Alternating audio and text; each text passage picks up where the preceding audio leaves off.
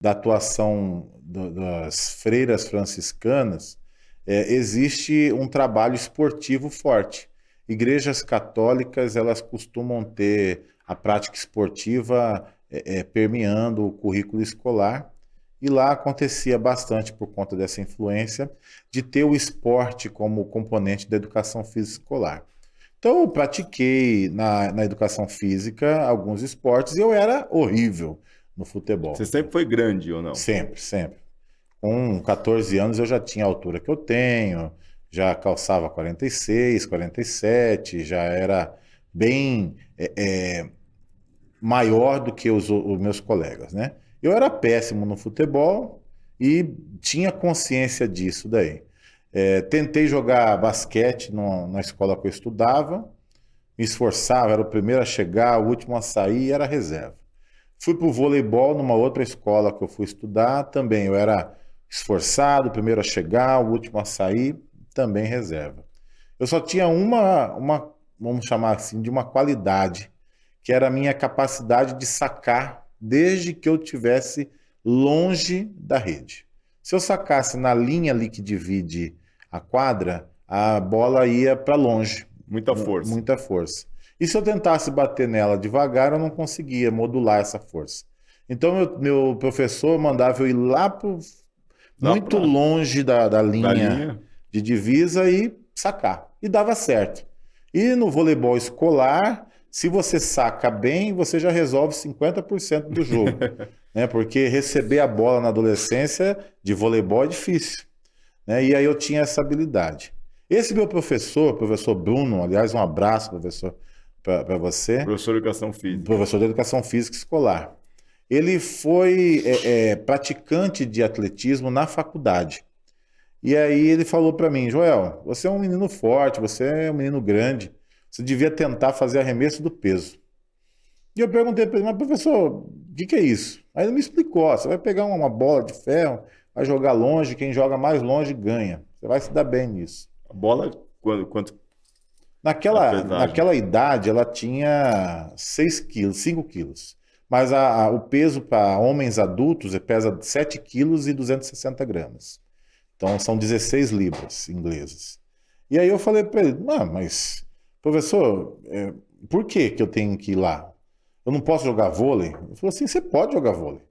Você pode jogar sempre que você quiser, mas no atletismo você vai se dar bem. Já no vôlei você vai continuar Obrigado, legal. treinando e, infelizmente, você não vai avançar, Joel. Obrigado, viu?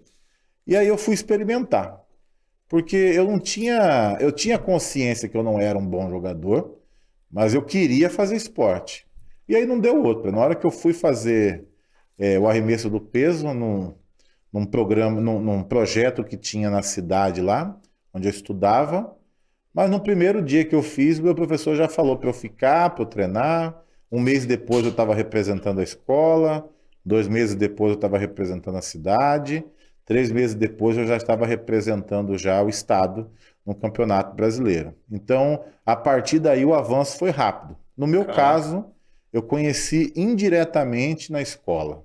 Algumas pessoas conhecem na escola porque algum professor ou professora que conhece a modalidade apresenta para seus alunos. No meu caso, eu fui apresentado indiretamente, né? Meu professor conhecia a modalidade e achava que eu tinha potencial para ela e me orientou a seguir. E de lá para cá já são já 26 anos já que eu estou no atletismo, né? Fiquei 20 como atleta e 2 como representante de atletas e agora eu estou aí no meu 4º ano de gestor.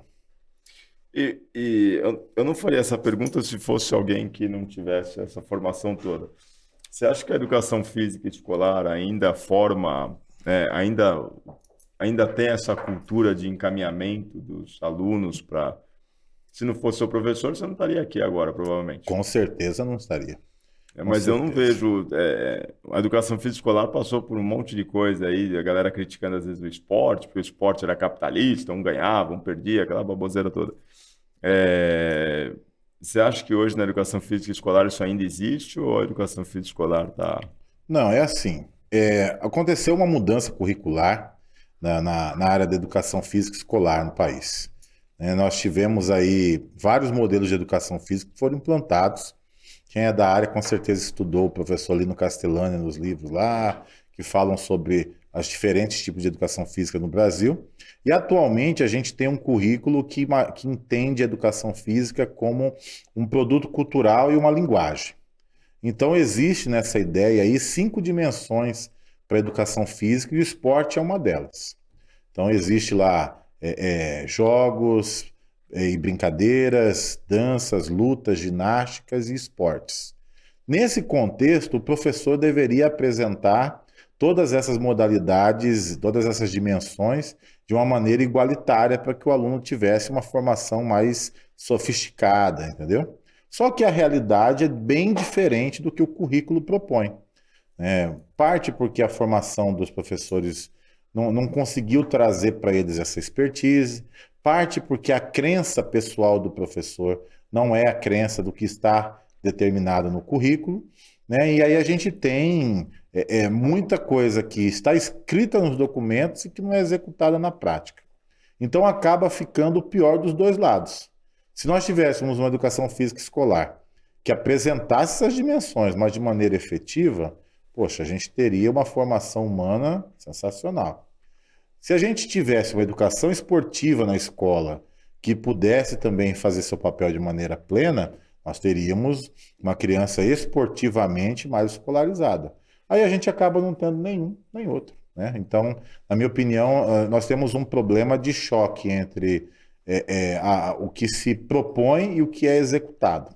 Na prática, nós não temos, na maioria das escolas, principalmente públicas, a gente não tem uma apresentação do esporte como se deve.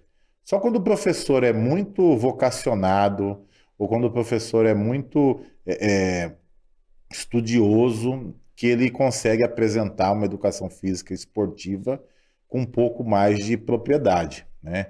A gente tem hoje ainda muitos atletas que aparecem no atletismo fruto desses professores abnegados. A maioria hoje que nós temos no atletismo brasileiro vieram dessa origem.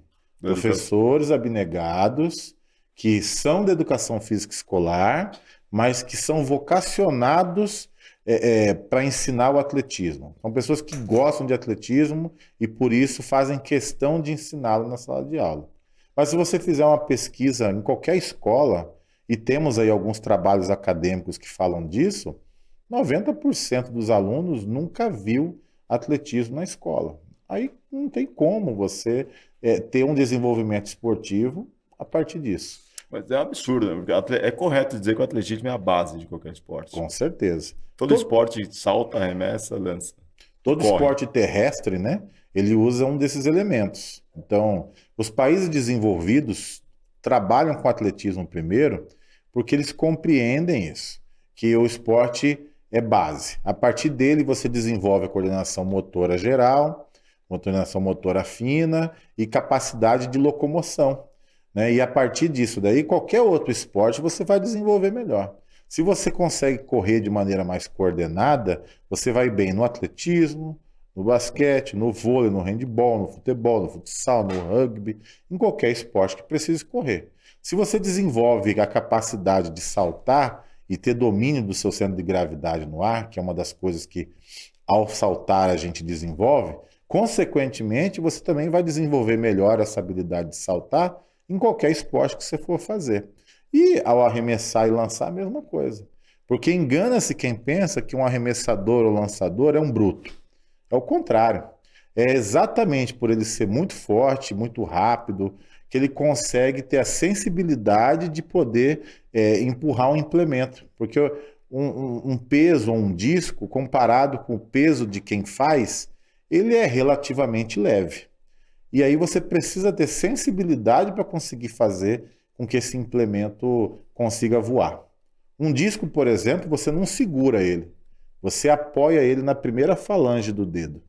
Imagina um homem de 130 quilos ou uma mulher de 100 quilos fazendo um movimento super rápido com um disco que está apoiado na primeira falange do dedo. Não segura, só apoia. Só apoia. Quem faz o disco ficar lá parado É a velocidade do giro e a força centrífuga. Entendeu? Quando ele gira e mantém o corpo girando, a força centrífuga empurra essa primeira falange e prende o disco aqui. Se ele parar de girar, o disco cai. Então precisa se manter girando e fazer isso com relaxamento corporal, senão você não consegue se mexer, e ao mesmo tempo você fazer isso muito rápido para um disco ir longe. Então veja, tenho certeza que para o senso comum a ideia é outra.